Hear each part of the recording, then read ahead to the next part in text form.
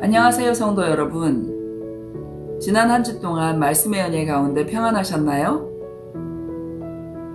드디어 오늘 그 은혜의 절정인 안식일을 환영하는 시간으로 들어왔습니다. 그 은혜를 나누고 찬양하기 위해 야영의 음악부에서는 작은 음악회를 준비하였습니다. 준비된 5곡을 들으시면서 함께 마음으로 찬양하시고 입술로는 창조주 하나님의 권능을 고백하는 귀한 시간이 되시기를 바랍니다. 여러분 모두를 환영합니다.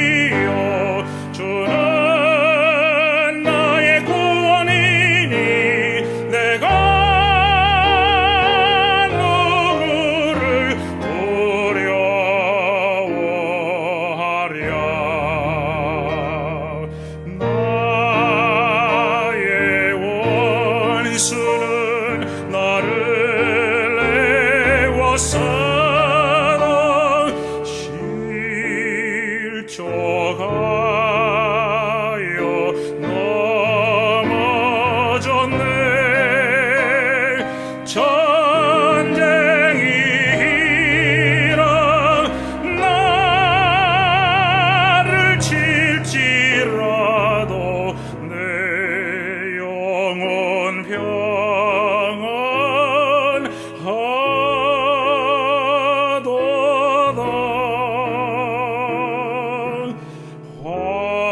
환난 날에 주님은 초막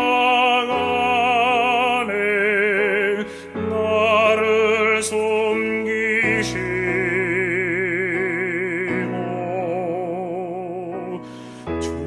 주님의 장막 은밀한 곳에 나를 감추시네.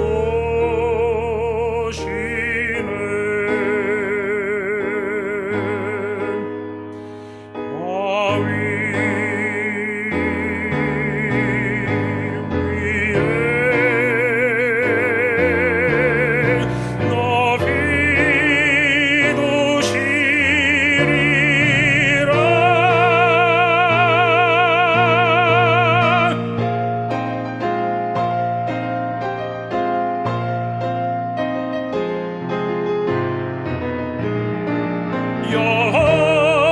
여호와는 나의 이치시니 내가 누구를 두려워하랴. 주는 나의 생명이요 주는 나의 구원이니 내가 누구를 두려워하랴.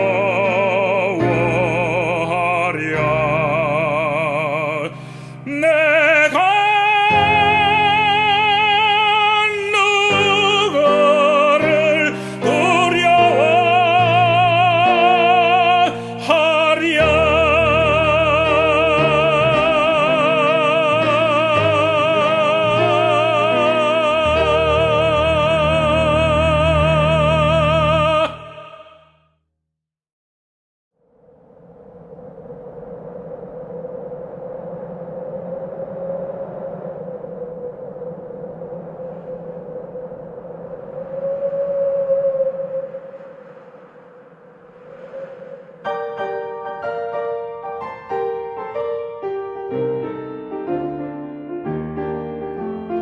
대상을 넘어 왕복에 가고 빛 가운데로 걸어가며 주께서 항상 지켜주신다. 약속한 말씀 그 말씀 변치 않네. 깜깜한 밤에 다닐지라도 주님이 나의 길 되시니 할렐루야를 힘차게 불러 날마다 주의 빛 따라 걸어가리. 하늘의 영광 나의 맘속에 차고도 넘쳐 할렐루야를 힘차게 불러 영원히 주님을 찬양하리로다. 뱃산을 넘어 왕복에 가고 빛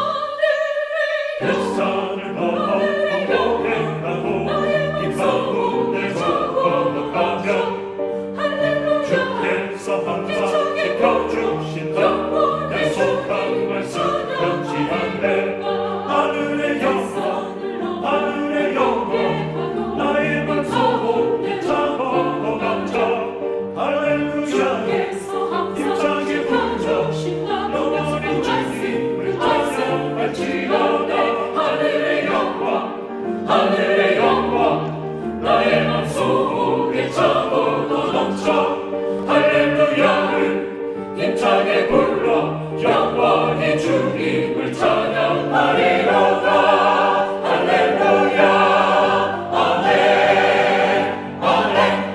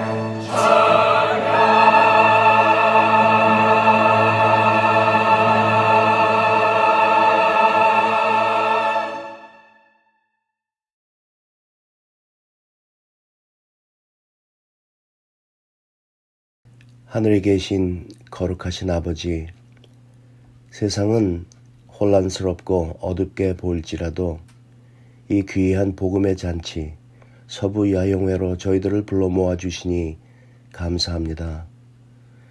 상한 갈대를 꺾지 아니하며 꺼져가는 등불을 끄지 아니하시는 주님, 때로는 저희가 이 세상의 어려움 속에서 주님께 아뢰을 때에 언제나 응답하시고 그 크신 은혜 안에 거할 수 있도록 도와주심을 감사드립니다. 아버지, 이 시간 아버지께 머리 숙인 우리 모두에게 함께 하시고 저희들에게 매일 회개하는 마음과 우리의 눈을 세상 죄를 지고 가는 하나님의 어린 양 그분에게 고정시킴으로 우리가 변화되기를 원하오니 도와주시옵소서. 아버지, 진실한 마음으로 말씀에 순종하는 곳에는 어느 곳이든지 그리스도께서 거기에 함께 계신다는 그 말씀 믿사옵니다. 저의 마음을 늘 깨끗하게 하시고 마음에 늘 순종하며 살기를 원하오니 도와주시옵소서. 아버지, 주께서 심지가 견고한 자를 평강의 평강으로 지키리니 이는 그가 주를 의뢰함이라 하신 그 말씀처럼 그렇게 살기를 정말 진심으로 원합니다. 그렇게 되도록 도와주시옵고 주님께 오실 때에 그분 앞에 점도 없고 흠도 없이 설 수 있는 우리 모두가 되기를 간절히 원하오니 불쌍히 여기주시고 아버지의 손 굳게 잡고 따라갈 수 있게 하여 주시옵소서. 아버지, 이 시간 김상래 목사님께서 하나님의 말씀을 대언하실 때에 하늘의 영으로 채워주시고 그 아름다운 복음의 말씀으로 우리의 마음이 예전엔 경험하지 못한 성령의 뜨거운 불길로 임할 수 있도록 도와주시고 오직 하나님께서 영광을 받으시는 그런 거룩한 시간이 되도록 도와주시옵소서.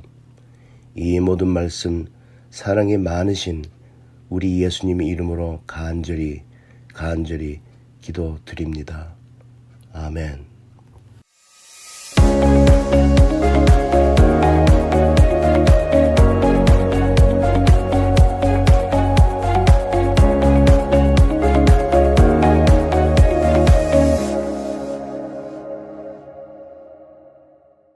교회 여러분 안녕하십니까? 우리 천사 같은 사람들이라는 총 제목으로 우리 살펴보고 있는 새 천사의 기별, 우리 야영회 5번째 시간이 되었습니다. 오늘은 인칩의 복음을 전하는 천사 같은 사람들이라는 제목으로 그 5번째 시간을 살펴보도록 하겠습니다. 또 다른 천사 곧 셋째가 그 뒤를 따라 큰 음성으로 이르되 만일 누구든지 짐승과 그의 우상에게 경배하고 이마에나 손에 표를 받으면 그도 하나님의 진노의 포도주를 마시리니 그 진노의 잔에 섞인 것이 없이 부은 포도주라. 거룩한 천사들 앞과 어린 양 앞에서 불과 유황으로 고난을 받으리니 그 고난의 연기가 세세토록 올라가리로다. 짐승과 그의 우상에게 경배하고 그의 이름표를 받는 자는 누구든지 밤낮 쉼을 얻지 못하더라 하더라. 성도들의 인내가 여기 있나니 그들은 하나님의 계명과 예수에 대한 믿음을 지키는 자니라. 개역 개정으로 읽었습니다. 우리 개역 한글로 읽으신 분들은 마지막 구절 익숙하시죠?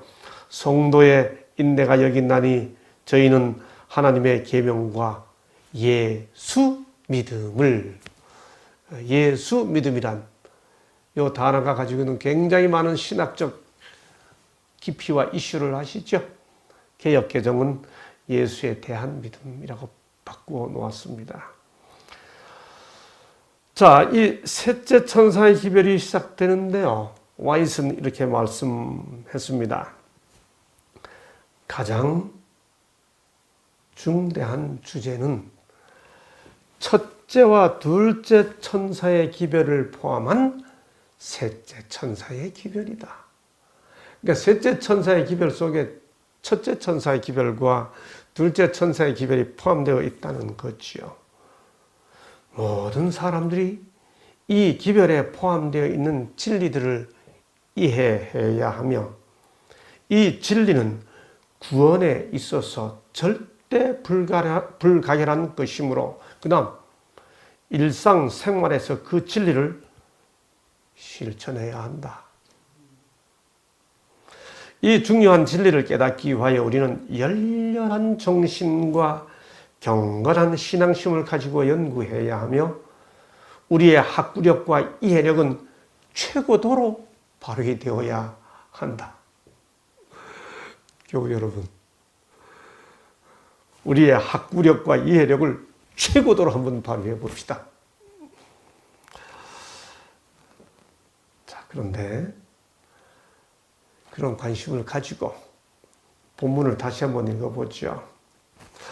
여러분 생각하시기에 이 본문을 크게 둘로 나눈다면 어디서 나눌 수 있을 것 같습니까?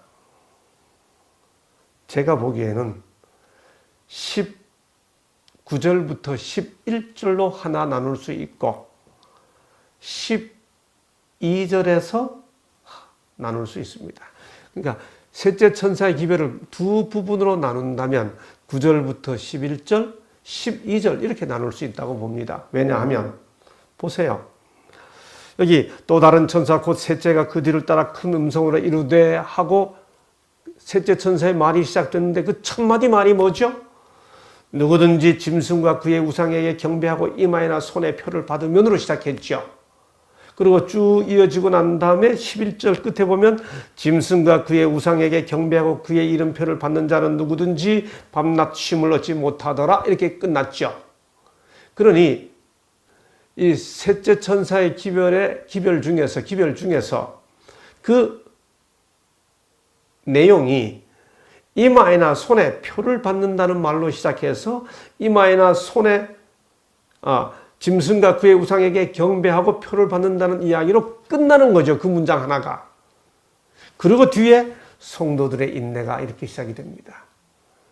그래서 저는 오늘 셋째 천사의 기별을 두 부분으로 나누어 오늘은 두 개의 빨간색 제가 하이라이트 강조해 놓은 누구든지 짐승과 그의 우상에게 경배하고 이마에나 손에 표를 받으면 바로 이 문제에 대해 오늘 말씀을 드리고 마지막 14장 12절 성도들의 인내가 여기 있나니 라고 하는 이 부분은 내일 마지막 시간에 말씀을 드리도록 하겠습니다.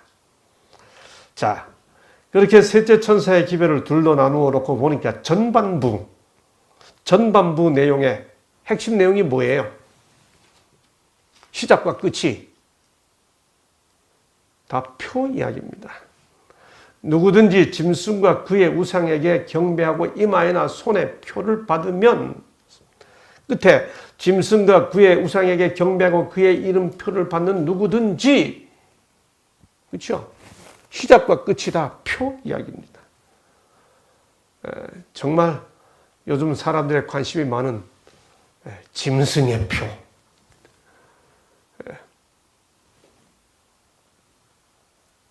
여러분 그런데 이 짐승의 표라고 하는 표현은 여기 요한계시록 14장 셋째 천사의 기별에서만 나오는 게 아니고요. 요한계시록에 이 표현이 몇 번 반복됩니다. 먼저 16장 1절 2절에 보면 또 내가 들으니 성전에서 큰 음성이 나서 7 천사에게 말하되 너희는 가서 하나님의 진노의 7 대접을 땅에 쏟으라. 첫째 천사가 가서 그 대접을 땅에 쏟음에 그 다음 짐승의 표 카라그마라 그럽니다. 짐승의 표를 받은 사람들과 그 우상에게 경배하는 자들에게 악하고 독한 종기가 나더라. 여기 짐승의 표를 받은 사람들이 받는 재앙이 언급됩니다. 요한계시록에 나오지요. 또 한 구절이 나옵니다. 요한계시록 19장 20절입니다. 짐승이 잡히고 그 앞에서 표적을 행하던 거짓 선지자도 함께 잡혔으니 이는 짐승의 표를 받고 그 우상에게 경배하던 자들을 표적으로 미혹하던 자라. 이 둘이 산채로 유황불 붙는 못에 던져지고, 그러니 요한계시록에서 요한계시록 14장 이후에 조금 이따 말씀드리겠습니다만 사실 그 이야기는 그 전에서부터 시작이 됩니다.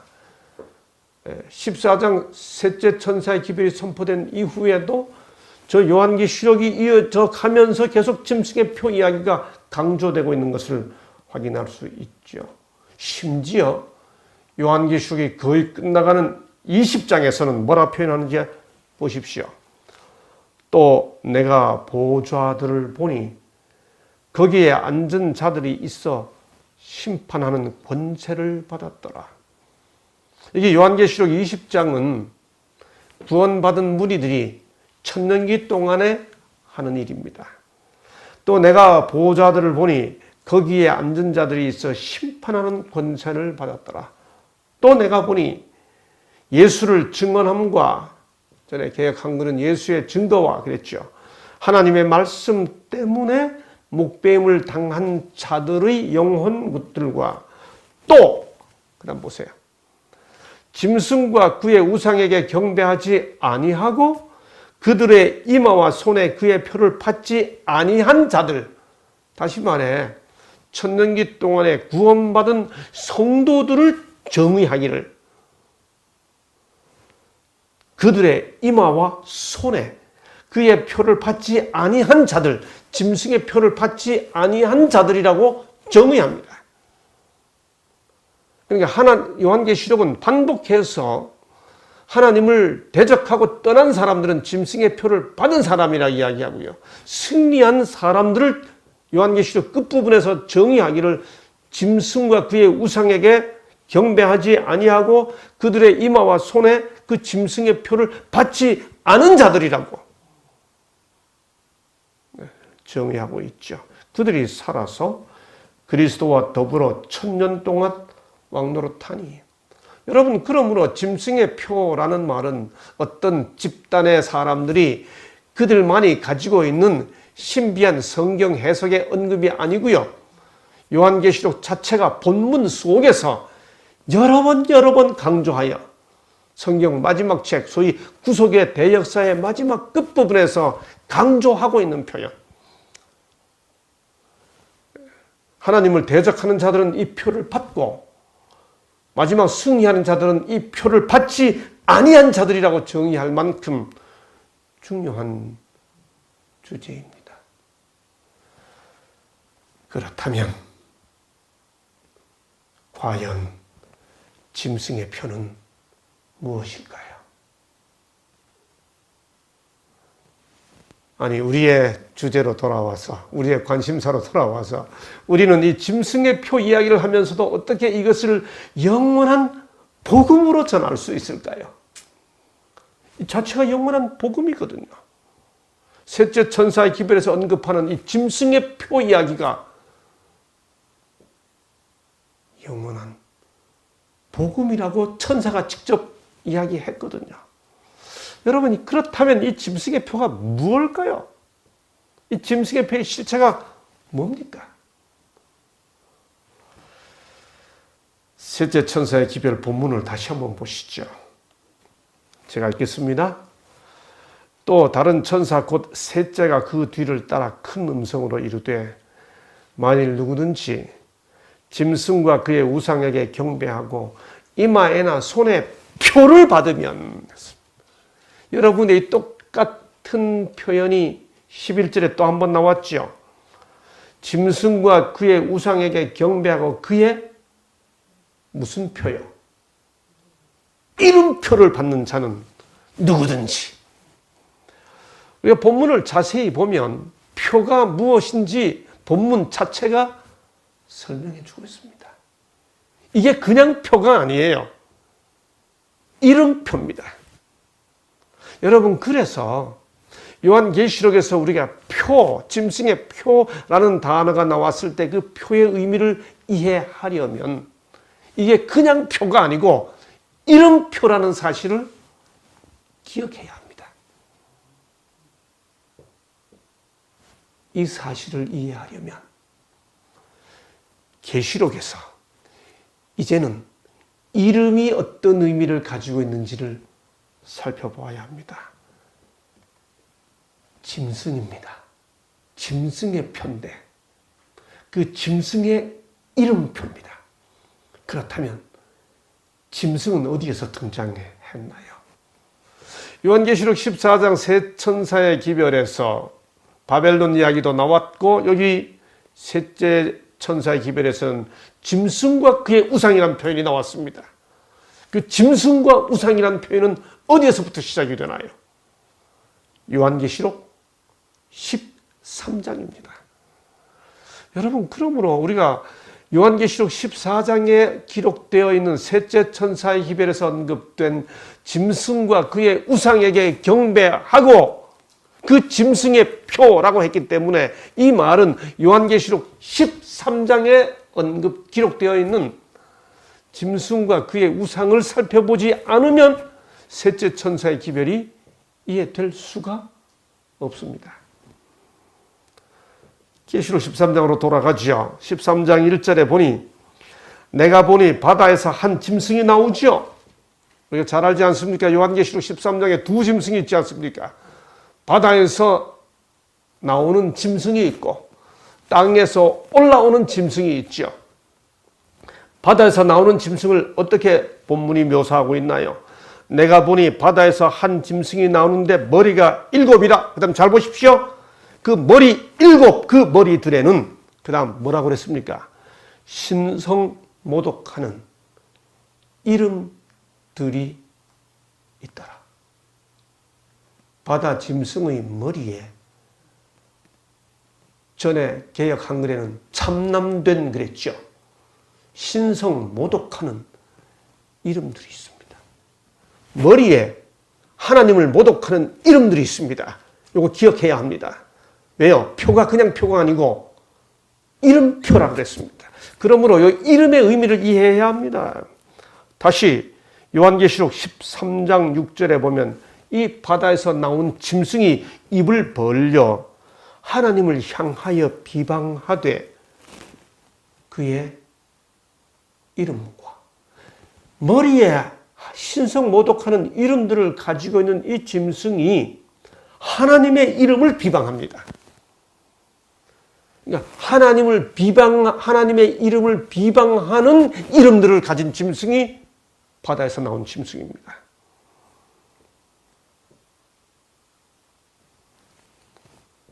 그리고 땅에서 올라오는 새끼 양 같은 짐승이 있었죠. 여러분, 어제도 말씀드린 것처럼 헬라어로 똑같은 헬라어인데 다른 곳에서는 다 어린 양이라고 번역했는데 전에 개역 한글은 새끼 양이라고 번역했었어요. 네, 개역 개정은 다시 그걸 어린 양이라고 바꿔 놓았는데 여러분, 저는 요한계시록 13장에서 바다에서 나오는 그 다니엘 7장에 나오는 그 짐승들을 다 모아놓고 머리가 7이고 머리에 참남된 신성모독하는 이름들이 있는 이 무서운 짐승 나오다가 두 번째 짐승이 어린 양 같은 짐승이에요. 그런데 어제 말씀드렸죠. 바로 이 어린 양 같은 짐승이 모든 세상 사람들로 하여금 처음 나온 짐승을 경배하게 하기 위해 우상을 만들죠. 그 우상을 만드는 짐승이 왜 하필이면 어린 양일까요? 여러분, 어린 양 하면 누구 생각납니까? 성경에서 어린 양 하면 예수님이시잖아요. 이 온 세상, 요한계시록 14장 6절에 하늘 나라와 족속과 백성과 방언 그 똑같은 단어가 사용된 그 네 부류의 사람들을 압도적으로 지배하는 그 바다 짐승. 그 바다 짐승에게 경배하게 하는 그 짐승이 어린 양이에요. 와, 이거 지금 굉장히 미묘한, 우리가 어린 양을 경배하지 않습니까? 어린 양을 찬양하지 않습니까? 근데 그 모든 사람들로 하여금 바다 짐승을, 처음 짐승에게 경배하게 하는 그 짐승이 어린 양이라니까요. 어린 양 같이 생겼다니까요. 이게 얼마나 미묘한 작전입니까? 보이지 않습니까? 그래서 우상을 만든 다음에 뭐라고 그래요? 그가 모든 자, 곧 작은 자나 큰 자나 부자나 가난한 자나 자유인이나 종들에게 그 오른손에나 이마에 표를 받게 하고, 여기서 요한계시록 13장에서 표 얘기 나왔죠. 그런데 13장에서 다시 말하기를 이 표는 뭐라고 그랬습니까? 짐승의 이름이라고 그랬습니다. 여기 짐승의 이름이란 말이 나왔습니다. 셋째 천사의 기별에서 짐승의 표, 그냥 표가 아니고 무슨 표요? 이름표. 본문 자체가 말합니다. 예, 여기 요한계시록 13장의 이런 언급과 함께 14장에서 셋째 천사의 기별이 언급되고 14장의 셋째 천사의 기별을 넘어 계시록 17장에 가보면 또 하나의 이름이 나오는데 그게 뭔가? 잘 보세요. 곧 성령으로 나를 데리고 광야로 가니라. 내가 보니 여자가 붉은 빛 짐승을 탔는데, 잘 보세요. 그 짐승의 몸에, 아까 바다 짐승은 머리들에 참는된 이름들이 있었죠. 하나님을 모독하는 이름들이 있었죠. 그런데 이번에는 붉은 빛 짐승의 어디에? 몸에 하나님을 모독하는 이름들이 있고, 그러니까 요한계시록 13장에서는 머리에 하나님을 모독하는 이름이 있고요. 요한계시록 17장에서는 붉은 빛 짐승의 몸에 하나님을 모독하는 이름들이 가득합니다. 무슨 뜻이에요? 머리에 하나님을 모독하는 이름이 있고 몸에 하나님을 모독하는 이름이 있습니다. 전 존재가, 생각과 삶이, 전 존재가 하나님을 모독하는 이름이에요. 덩어리가 다 하나님을 모독하는 이름들입니다. 이게 무슨 뜻일까요? 이걸 알아야 표가 뭔지 성경적으로 풀이가 됩니다. 시사적으로 말고 본문이 말하는 대로. 짐승의 표를 그냥 표라 하지 않았다니까요. 셋째 천사의 기별은 분명히 이름표라고 그랬다고요.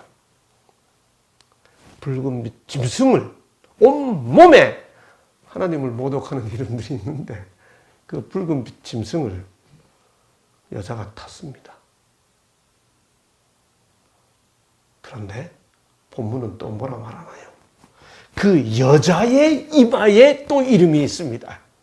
근데 그 이름이 뭐예요? 비밀이라, 큰 바벨론이라, 땅의 음녀들과 가증한 것들의 의미라.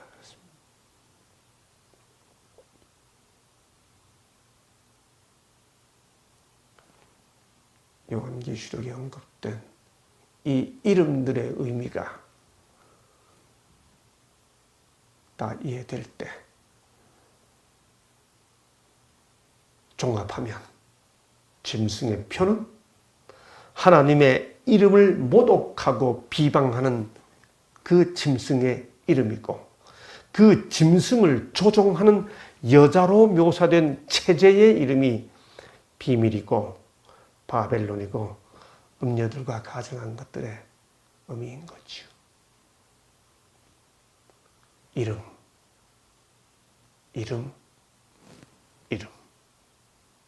자, 그런데 지금까지 짐승의 표 이야기했는데 이 짐승의 표하고 비슷한데 다른 게 있죠. 표하고 비슷한데. 요한계시록에 언급된 우리 교우님들 너무너무 잘 아시는데요. 계시록 7장 2절 3절 또 봄에 다른 천사가 살아계신 하나님의 인을 가지고 해 돋는 데로부터 올라와서 이르되 우리가 하나님의 종들의 어디에 이마에 인치기까지 땅이나 바다나 나무들을 해하지 말라 하더라. 내가 인침을 받은 자의 수를 들으니 14만 4천이라. 14만 4천인들의 이마에 하나님의 인이 있다고 했는데 같은 14만 4천을 언급하는 계시록 14장 1절을 보면 또 내가 보니 보라 어린 양이 시온산에 섰고 그와 함께 14만 4천이 서 있는데 그들의 이마에 어린 양의 이름과 그 아버지의 이름을 쓴 것이 있더라. 와, 그러니까 지금 요한계시록에 짐승의 표와 하나님의 인을 이해하는데 결정적인 관건이 다 뭐예요? 이름입니다. 그렇죠? 요한계시록 22장 3절 4절 다시 저주가 없으며 하나님과 그 어린 양의 보좌가 그 가운데 있으리니 그의 종들이 그를 섬기며 그의 얼굴을 볼 터이요 그의 이름도 그들의 이마에 있으리라. 아까 우리 요한계시록 20장 읽어봤죠. 승리한 사람들을 어떻게 묘사했어요? 이마에 짐승의 표가 없는 자들이라고 했고 여기는 뭐예요? 이마에 하나님의 인이 있는 자들이라고 표현합니다. 그러니까 짐승의 표가 이마에 없어야 하고 하나님의 인이 이마에 있어야 하는 거죠. 지금까지 드린 본문을 자세하게 읽으면서 살펴봤던 내용들을 다 종합하면 하나님의 인과 짐승의 표, 헬라어로 차이가 있습니다. 인은 스프라기스라고 그럽니다. 표는 카라그마라고 그럽니다. 이 스프라기스라고 하는 하나님의 인도 하나님의 이름이었죠. 그렇죠? 그 다음에 짐승의 표라고 하는 카라그마도 짐승의 이름이었습니다. 근데 하나님의 스프라기스도 이마에 인쳐지고 짐승의 카라그마는 인과 어디예요? 어디예요? 손에.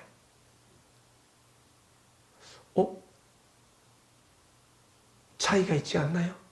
하나님의 인은 이마에만 있는 것으로 성경에 언급되고 있고 짐승의 표는 이마와 손. 그러면 하나님의 인은 손에는 안 새겨지는 건가요?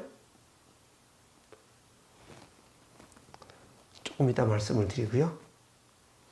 자, 그러면 여기서 이제 우리가 익숙히 알고 다 알고 있는 이름의 성경적 의미를 다시 한번 확인하고 지나가자고요. 예, 성경에서 이름은 존재와 인격의 외적 표현입니다. 우리가 잘 아는 것처럼 아담 흙이잖아요. 하와 생명이잖아요. 가인 얻었다는 뜻이잖아요. 아벨 허무하다고. 셋 대신이고 노아 위로잖아요. 그 이름 자체가 다 뭐예요?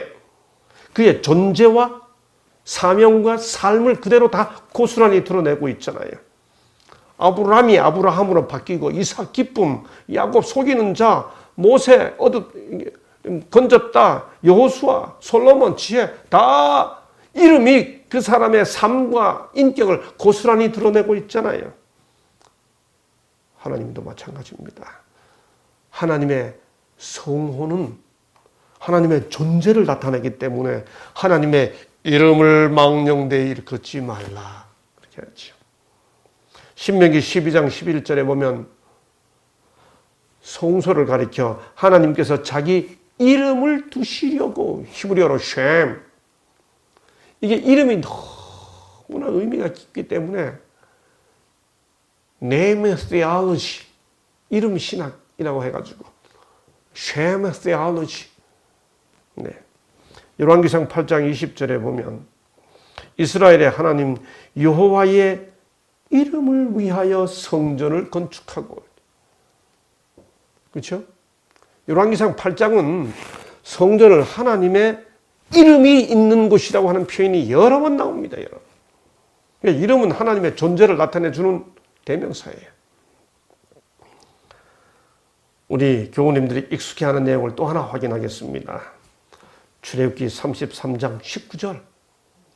여호와께서 이르시되, 그 다음 잘 보세요. 내가 모든 선한 것을 내 앞으로 지나가게 하고 여호와의 이름을 내 앞에 선포하리라.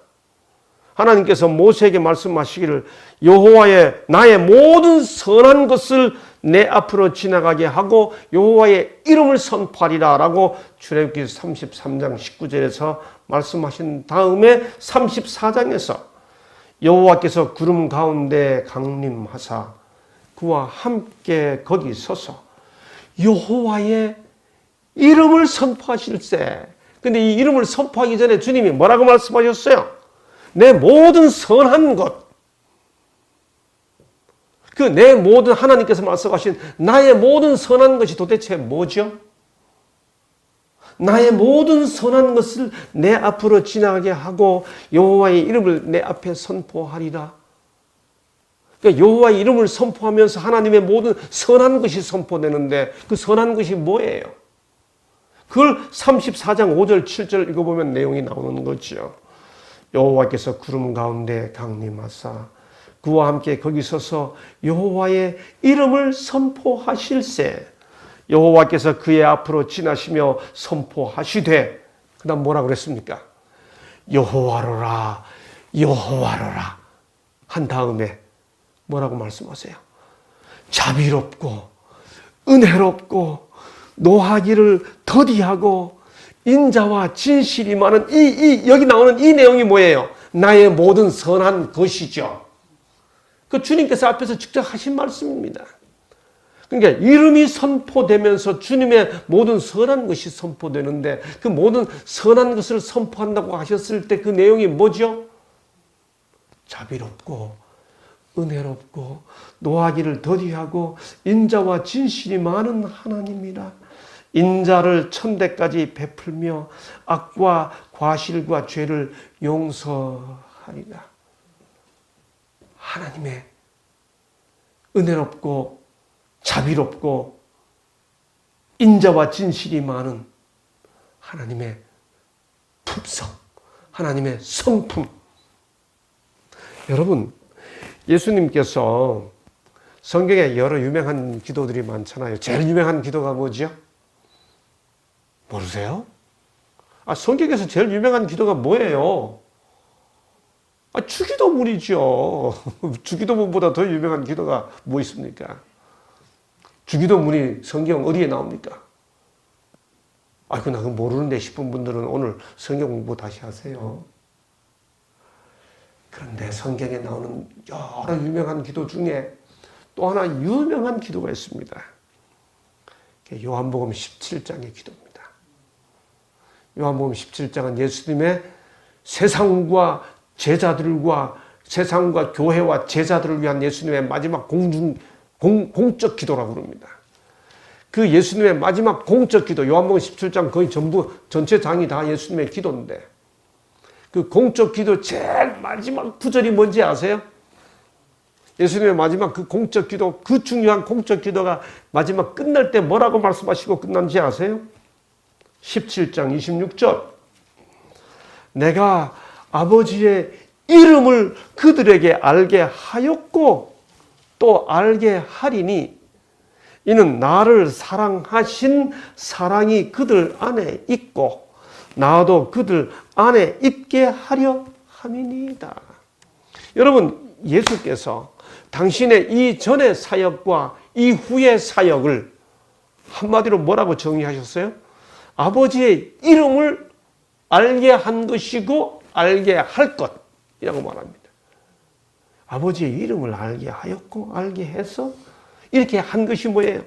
나를 사랑하신 아버지의 사랑이 그들 안에 있고 나도 그들 안에 있게 하기 위해, 그래서 내가 지금까지 아버지 이름을 그들에게 알게 하였고 또 앞으로도 그거 할 겁니다. 여러분 이게 무슨 뜻이에요? 이 기도가 예수님이 하신 이 기도가 무슨 뜻이에요? 예수님이 지금까지 제자들에게 아버지의 이름은 야훼시다, 여호와시다. 그거 하셨어요? 그리고 앞으로도 예수님이 하실 일이 아버지의 이름은 여호와다. 그걸 문자적으로 이야기하시는 건가요? 이 구절이야말로 예수께서 직접 아버지의 이름이라는 단어가 함축하고 있는 의미는 하나님 아버지의 자부적인 아버지의 속성, 아버지의 품성, 아버지의 성품. 하나님은, 주님은 하나님이 어떤 분이신지, 얼마나 우리를 사랑하시는 분이신지, 얼마나 자부적인 아버지와 같은 사랑을 가진 분이신지를 지금까지 내가 그거 알게 하기 위해 일해왔고 앞으로도 그걸 위해 일할 겁니다. 그래서 하나님이 어떤 분인지를 알게 했기 때문에 나를 사랑하신 사랑이 딱 설명했지. 이름이 뭐예요? 이름을 알게 했고 알게 하리라고 한 다음에 나를 사랑하신 사랑 하고 하나님의 성품으로 설명하잖아요. 나를 사랑하신 사랑이 그들 안에 있고 나도 그들 안에 있게 하려 함이니이다. 여러분, 인간이 신의 영역에 참여할 수 있는 게 뭐가 있어요? 우리가 하나님을 믿으면 하나님처럼 무소부재의 능력을 받습니까? 우리가 하나님을 섬기면 하나님처럼 전지전능해집니까? 우리가 하나님의 자녀가 되면 하나님의 영역에 참여할 수 있는 게 뭐예요? 성경이 딱 이야기합니다. 본문이 분명하게 밝혀주고 있습니다. 베드로후서 1장 4절 이로써 그 보배롭고 지극히 큰 약속을 우리에게 주사 이 약속으로 말미암아 너희가 정욕 때문에 세상에서 썩어질 것을 피하여 그다음 뭐라고 그랬죠? 신성한 성품에 참여하는 자가 되게 하려 하셨느니라. 이전 개역 한글에 뭐라고 그랬습니까? 신의 성품에 그렇게 했죠. 개역개정의 신성한 성품, 세번역 성경은 뭐라고 번역했는가 하면 하나님의 성품에 참여하는 사람. 바른 성경은 신의 성품에 참여하는 자 이렇게 말했습니다. 여러분, 인간이 하나님께로부터 나누어 가질 수 있는 것은 하나님의 능력이 아니에요. 하나님의 성품에는 우리가 뭐 할 수 있어요? 참여할 수 있습니다. 내가 아버지의 이름을 알게 하였고 알게 하리니 라는 예수님의 기도가 무슨 뜻인지가 선명해지지 않습니까? 그렇죠? 지금까지 드린 말씀을 다 종합하면 하나님의 이름은 하나님의 품성을 나타냅니다. 자비롭고 은혜롭고 노하기를 더디하고 인자와 진실이 많은 하나님이라. 인자를 천대까지 베풀며 악과 과실과 죄를 용서하리라. 이거 참여할 수 있다는 겁니다. 이 기별을 전하는 자들을 가리켜 천사 같은 사람들이라고 말하는 거죠. 여러분, 살면서 천사 같은 사람들 만나보셨어요? 제가 30대 중반에 서부 야영회를 섬기기 시작하면서 몇 번의 기회를 거쳐 첫날 말씀드린 대로 이제 은퇴를 앞둔 30년, 40년 세월 동안 여러분들을 만나고 있는데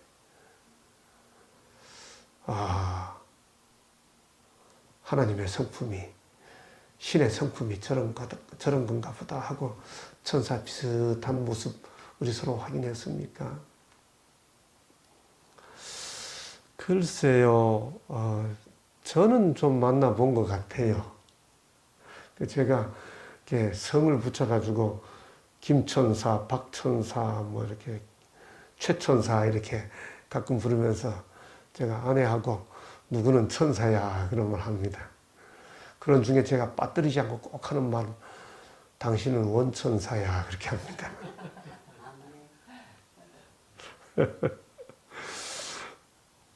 네. 제가 봐도 천사 좀 비슷한 것 같아요. 그러다가 저도 또 저는 그렇지 못한 것 같아서 제가 어쩌다 보면 속이 상하면 제가 지금까지 살아보니까 제가 지나온 모든 곳에서 지나온 곳에 그 분들이, 저를 아는 분들이 다 저보다 저희 내자가 더 좋대요. 제가 어떤 날 화가 나가지고, 당신은 싫은 소리 안 하니까 그렇지, 싫은 소리는 다 내가 했으니까 그렇지, 제가 그렇게 말합니다. 그래서 사람들이 당신 보고 좋다고 그러는데 다 당신하고 안 살아봐서 그래, 제가 그렇게 합니다. 우리가 하나님의 영역에 참여할 수 있는 게 뭐라고요? 신의 성품. 안식일 교인들에게 성품이란 단어 들으면 참 지루하지요. 저도 교회 나오면서 제일 먼저 들은 소리가 품성이란 단어였어요. 네. 근데 품성 가지고 감동받은 거 많아요? 이름이 품성이라고요. 하나님의 이름이 하나님의 품성이라고요. 그렇다면 짐승의 이름은 짐승의 성격인 거죠. 제가 짐승의 이름을 짐승의 품성이라고 표현 안 했습니다. 품성 그러면 격이 높아요. 그렇죠? 제 개인의 언어 감각에 의하면 인성, 이건 이게 10대 젊은이들에게 할 때 하는 표현이에요. 인성교육. 그러다가 인격하면 이게 좀 어른된 사람이에요. 그렇죠? 그런데 나이가 많이 들고 완숙한 분들한테는 인품, 그렇게 합니다. 인성, 인격, 인품. 우리는 거기다 품성 혹은 성품 이렇게 표현하잖아요. 근데 짐승에다가 성품, 인격, 인성 뭐 이런 단어를 쓰기를 제가 도무지 제 마음이 용납이 안 돼서 짐승의 성격 이렇게 표현했습니다. 짐승은 어떤 성격 가지고 있나요? 내가 하늘에 올라 하나님의 뭇별 위에 나의 자리를 높이리라. 내가 북극 지폐의 산 위에 앉으리라. 가장 높은 구름에 올라 지극히 높은 자와 같아지리라. 내가 아름다움으로 마음이 교만하였으며 그는 대적하는 자라. 신이라고 불리우는 모든 것과 숭배함을 받는 것에 대항하여 그 위에 자기를 높이고. 이게 짐승의 이름인 거죠. 이게 짐승의 성격인 거죠. 무슨 베리칩을 찾아다니고 무슨 주사를 맞춰가지고 사람의 피에 뭘 갖다가 표를 넣고, 본문에 나오나요? 그런 내용이? 성경이 뭐라고 말하고 있나요? 하나님의 인이 하나님의 성품이라면 짐승의 표는 짐승의 성격이에요. 전쟁터는 어디입니까?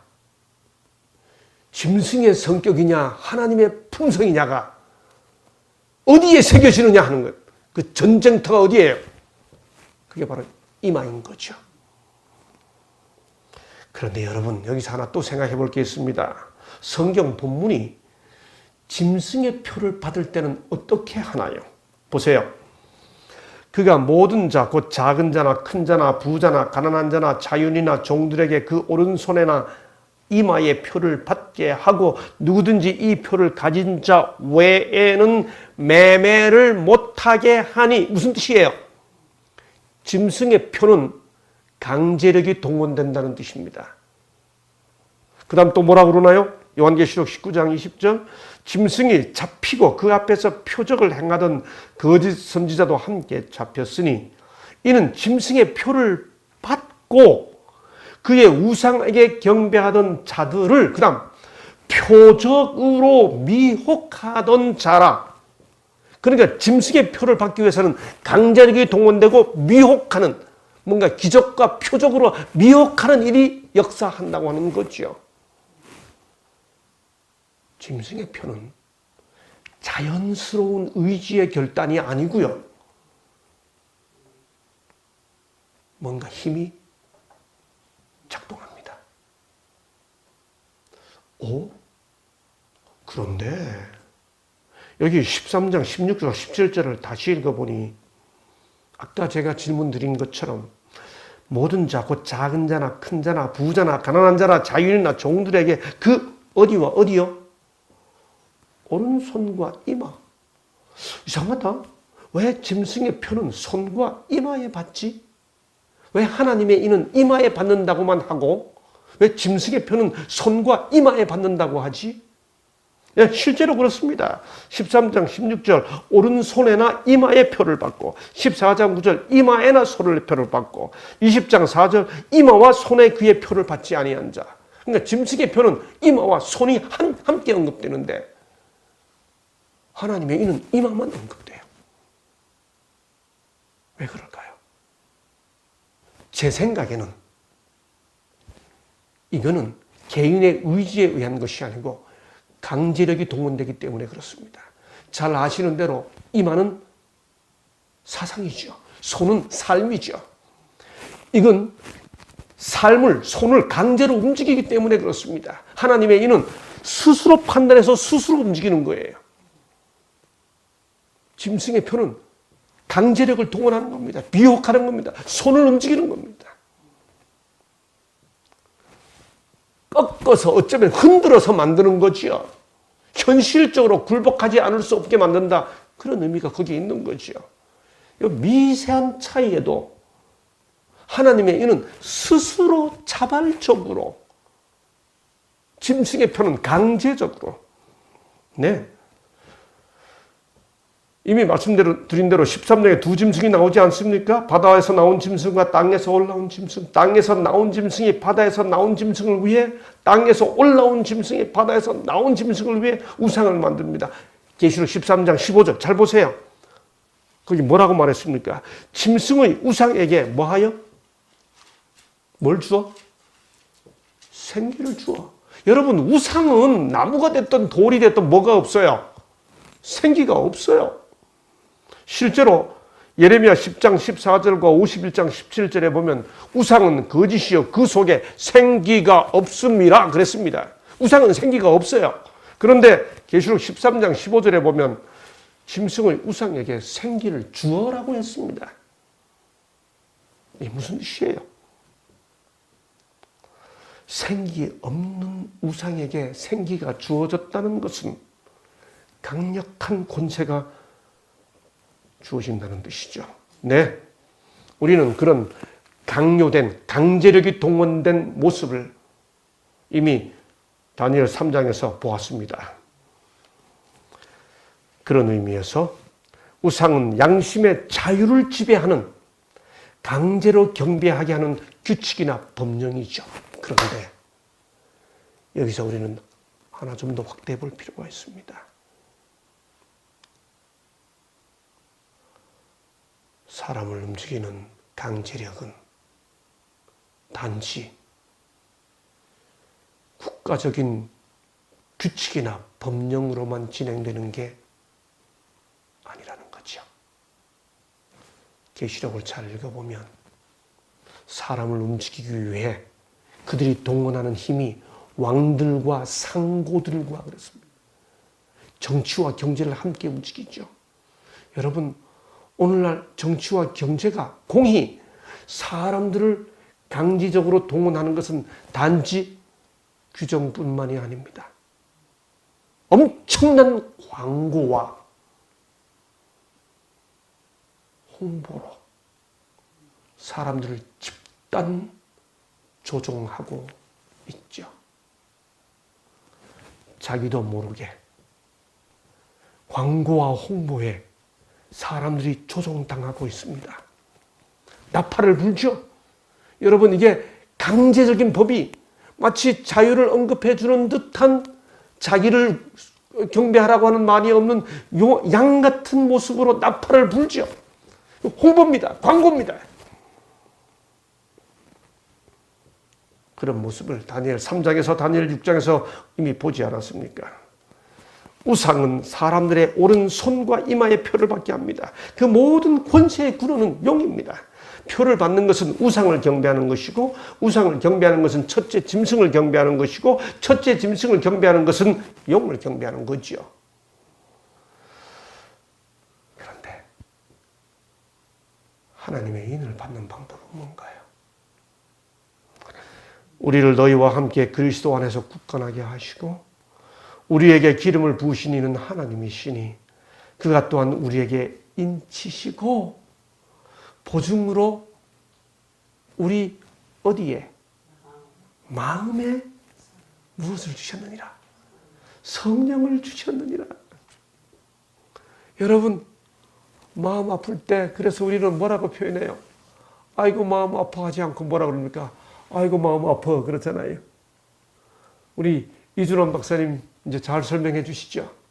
전두엽이, 이마의 전두엽이 마음이고 그 전두엽 중에서도 앞부분이 종교심이 작동하는 부분이라고 하는 것을 의학자들이 밝혀내고 설명해 주고 있죠. 우리를 인치시고 보증으로 우리 마음에, 이마에 인쳤다. 마음에 성령을 주시고, 마음이 이마입니다. 성령을 주셨느니라. 하나님의 성령을 근심하게 하지 말라. 그 안에서 너희가 구원의 날까지 뭘 받았다? 인치심을 받았다. 그 안에서 너희도 진리의 말씀 곧 너희의 구원의 복음을 듣고 그 안에서 또한 믿어 약속의 성령으로 인치심을 받았다. 여러분, 하나님의 인치심을 받으려면 그러므로 누가 작동해야, 누가 역사해야 합니까? 우리 안에 성령 하나님께서 역사하셔야 되는 거지요. 그 성령 하나님께서 역사하실 때 무슨 일이 있습니까? 고린도후서 3장 18절 우리가 다 주의 영광을 보매 그 다음 그와 같은 형상으로 변화하여. 여러분, 말로만 하나님의 형상과 품성 이야기하지 말고 우리들의 삶의 시간이 1년 2년 지나갈 때마다 그와 같은 형상으로 변화하여 영광에서 영광에 이르니 곧 주의 영으로 말미암음이니라. 진정한 의미에서 하나님의 품성에 참여하는 그 역사가 우리 공동체 안에서 일어나야 되지 않겠습니까? 시대의 소망 251쪽. 하나님께서는 사람들을 있는 그대로 취하셔서 그들이 하나님께 자신을 바칠 때에 당신의 사업을 위하여 그들을 교육하신다. 심령에 받아들여진 하나님의 성령은 그 모든 능력들에게 활기를 줄 것이다.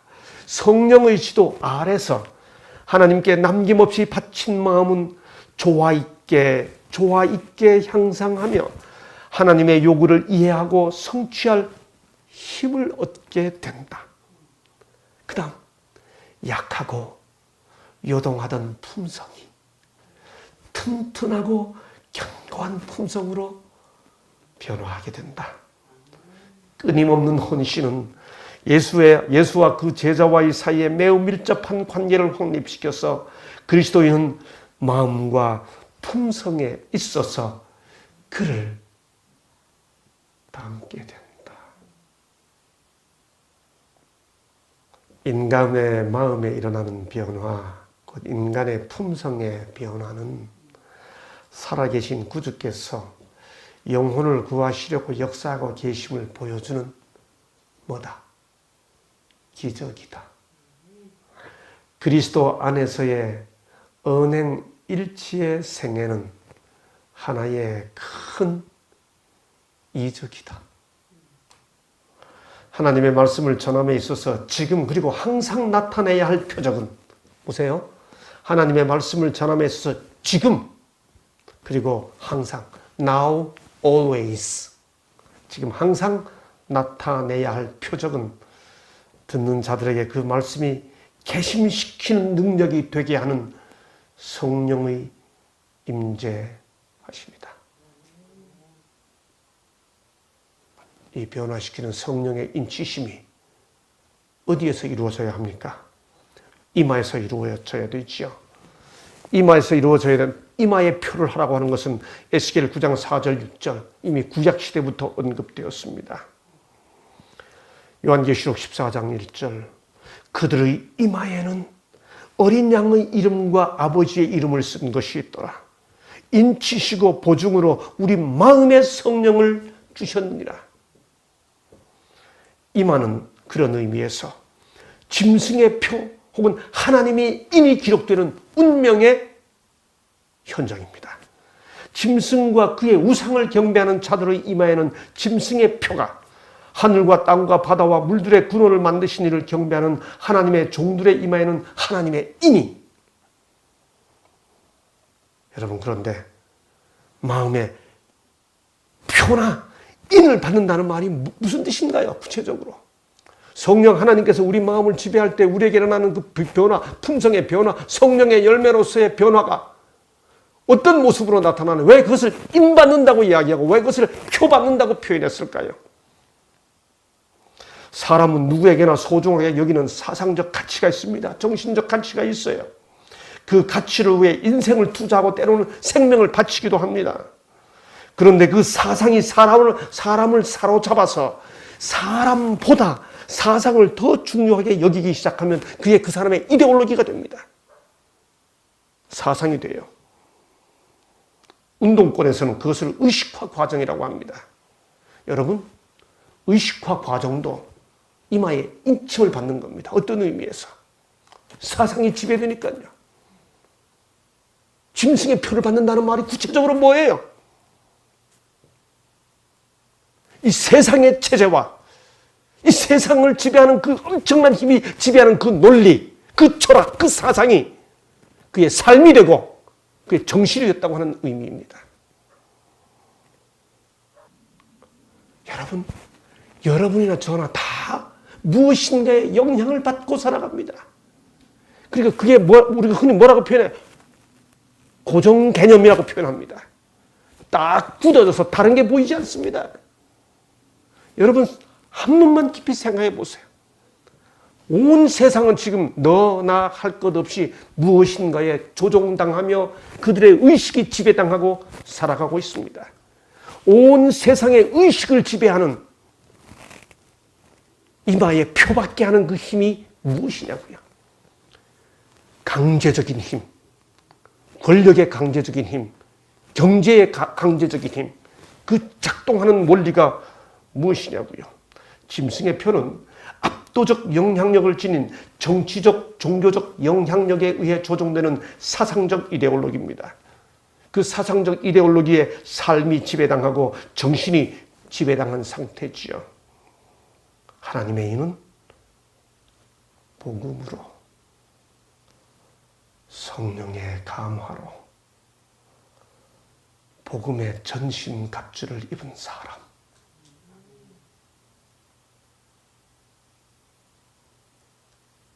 저는요, 소망이 하나 있습니다. 17살에 하나님의 놀라운 섭리로 재림교회로 인도함을 받아서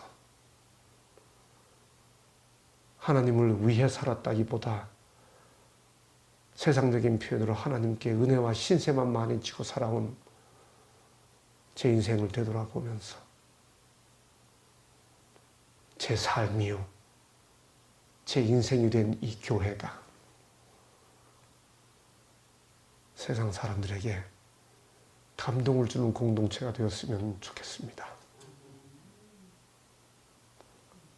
누구라도 우리 이름을 들으면 복음이 생각나는 공동체, 예수가 생각나는 공동체. 인자는 아버지 하나님께서 인치신 자니라. 이마에 인쳤다는 말이 뭐예요? 지금 여기서 우리의 존재가 주님을 드러내는 삶. 인자는 아버지의 인치신 자니라. 저는 내일 예수 믿음이라는 표현에 의미를 좀 더 자세히 그때 말씀드리려고 합니다. 예, 하늘과 땅과 바다와 물들의 근원을 만드신 이를 경배하는 것, 그건 분명히 창조주 하나님을 경배하는 표인 안식일이죠. 맞습니다. 안식일은 대대의 표징이요 영원한 표징이죠. 바로 이 대대의 표징이요 영원한 표징인 이 안식일의 준수가 특정 요일의 시간 예배로만 끝나는 게 아니고 삶의 이야기로 Now, here, always, 지금 여기서 항상, 그렇게 예수가 보여지는 삶. 혹시 이런 말 들어보셨어요?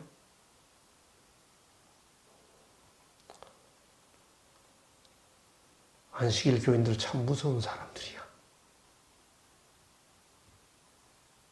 저는 들어봤어요.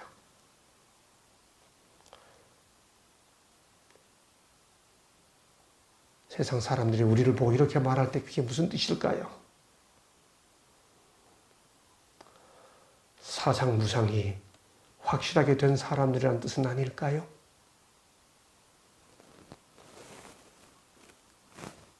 안식일 교인들은 정말 예수 냄새가 나는 사람들이야 라고 표현돼야 할 건데 왜 그들은 우리를 가리켜 무서운 사람들이라고 표현할까요? 그게 교리의 인을 받고 복음의 인을 받지 못했기 때문은 아닐까요? 교리적 사상무장은 철저한데 복음의 인의 모습을 읽어내지 못했기 때문은 아닐까요? 우리는 하나님의 인을 받아야 할 사람들입니다. 그도 하나님의 진노의 포도주를 마시리니 그 진노의 잔에 섞인 것이 없이 부은 포도주라. 거룩한 천사들 앞과 어린 양 앞에서 불과 유황으로 고난을 받으리니, 짐승의 표를 받은 사람들은 불과 유황으로 고난을 받습니다. 경고는 분명하고 명백합니다. 둘째 천사는 진노의 포도주를 먹이던 주체인 바벨론의 붕괴를 경고하고, 셋째 천사는 누가 진노의 포도주를 마시게 되는지, 그 진노의 잔은 어떤 것인지, 그리고 그 잔을 마시는 자가 받게 될 심판은 어떤지를 분명하고 생생하게 선포합니다. 진노의 잔에 섞인 것이 없이 부은 포도주. 쉬운 성경은 그 포도주는 전혀 물을 타지 않은 아주 독한 술이라고 번역했습니다. 그 결과가 불과 유황의 심판이죠. 소돔과 고모라를 태웠던 그 불입니다. 짐승의 표를 받은 자들은 사실 7재앙 때 1차로 고난의 심판을 받습니다. 첫째 천사가 가서 그 대접을 땅에 쏟음에 짐승의 표를 받은 사람들과 그 우상에게 경배하는 자들에게 악하고 독한 종기가 난다고 계시록 16장 2절이 말하지요. 그런데 셋째 천사의 기별이 말하는 유황과 불의 심판은 언제 있는가 하면 계시록 20장 9절 10절에 의하면 천년기 후에 있습니다. 하늘에서 불이 내려와 그들을 태워버리고 또 그들을 미혹하는 마귀가 불과 유황못에 던지우더라. 모든 자들은 불과 유황으로 타는 못에 던져지리니 둘째 사망이다. 그러므로 불과 유황의 고난을 받는다는 말은 결국 둘째 사망을 당한다는 말입니다. 그러나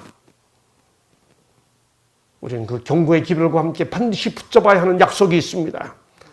또 내가 보니 불이 섞인 유리바다 같은 것이 있고 짐승과 그의 우상과 그의 이름의 수를 이기고 벗어난 자들이,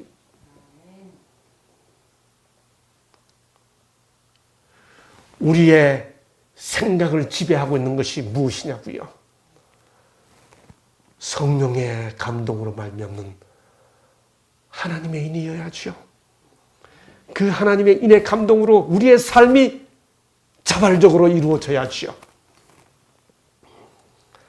하나님의 인이냐 짐승의 표냐 하는 이 결과는 마태복음 25장 34절과 41절에 보면 전혀 다른 심판의 결과로 나타납니다. 마태복음 25장 34절. 그때 임금이 그 오른편에 있는 자들에게 이르시되 내 아버지께 복받을 자들이여 나와 창세로부터 너희를 위하여 예비된 나라를 상속받으라. 그런데 41절에 보면 왼편에 있는 자들에게 이르시되 저주를 받은 자들아 나를 떠나 마귀와 그 사자들을 위하여 예비된 영원한 불에 들어가라. 여러분, 두 구절의 차이를 발견하셨습니까? 하나님의 인받는 사람들은 창세로부터 너희를 위하여 예비된 나라를 상속받는데요. 짐승의 표를 받은 사람들은 너희를 위하여 예비된 영원한 불이 아니고요. 마귀와 그 사자들을 위하여 예비된 영원한 불에 들어갑니다. 하나님은 인류를 위해 나라를 준비했습니다. 영영한 불은 마귀와 그 사자들을 위해 준비했습니다. 끝내 하나님의 은혜를 거절한 사람들은 그들을 위해 준비된 영영한 불이 아니고요. 마귀와 그 사자들을 위해 준비된 영영한 불에 들어가게 되는 겁니다. 하나님은 사랑의 하나님이십니다. 하나님은 우리에게 풍성한 은혜를 허락해 주셨습니다. 신의 성품에 참여한 자. 하나님의 사랑은 확실합니다. 히브리 3장 14절 함께 읽겠습니다. 우리가 시작할 때에 확신한 것을 끝까지 견고히 잡고 있으면 그리스도와 함께 뭐한 자가 되리라. 참여한 자가 되리라. 신의 성품에 참여한 자가 되게 하셨으니 우리가 시작할 때 확실한 것을 끝까지 견고히 잡고 있으면 그리스도와 함께 참여한 자가 되리라. 끝까지 견고히 잡고 있으면 이 말씀으로 내일 성도의 인내에 대해서 함께 말씀을 나눌 것입니다. 사랑하는 교회 여러분, 하나님의 인이 우리들의 삶을 지배하고 우리들의 사상을 지배하고 우리의 now, here, always being, 지금 여기서 항상 존재가 예수 그리스도 때문에 살아가고 예수 그리스도를 향해 살아가고 예수님과 함께 살아가고 예수님 때문에 살아가는 우리 모두가 되기를 간절히 바라면서 말씀 마치겠습니다. 남은 자여 창조주 전하라 이 나라에서 전하라로 남은 자여 창조주 전하라 기별 속이 전하라 영광의 그날이 오며 전하를 더욱 밝으니 새 천사 공중에 힘차게 나가는 그날부터 주의 주고 마치고 만왕의 왕 오실 그때까지 새 천사가 밝은 나의 은혜를 전하 새 천사여 날개를 펼쳐라 네 하늘에서 전하늘로 새 천사여 날개를 펼쳐라 기별 속이 전하라 기별 속이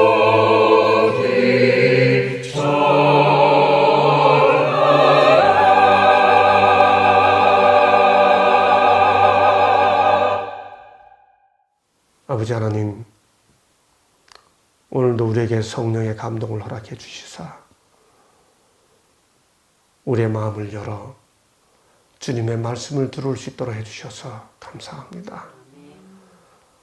강력한 세상의 영향력이 우리로 하여금 세속의 논리, 세상의 사상, 그런 것들로 그야말로 세뇌가 되고 세뇌가 된 정도를 넘어 견고하게 굳어져서 그렇게 의식화가 되어가는 세속 속에서 끊임없이 하나님의 말씀을 통해 우리로 하여금 신의 성품에 참여하는 자가 되도록 불러주셔서 감사합니다. 아버지여, 성령의 감동으로 창조주 하나님을 온전히 드러내는 안식일을 지키며 하나님의 인받는 백성이 되어 새하늘과 새 땅에 참여하며 주의 성품을 드러내는 우리가 되도록 감동해 주옵소서. 예수님 이름으로 간절히 기도하옵나이다. 아멘.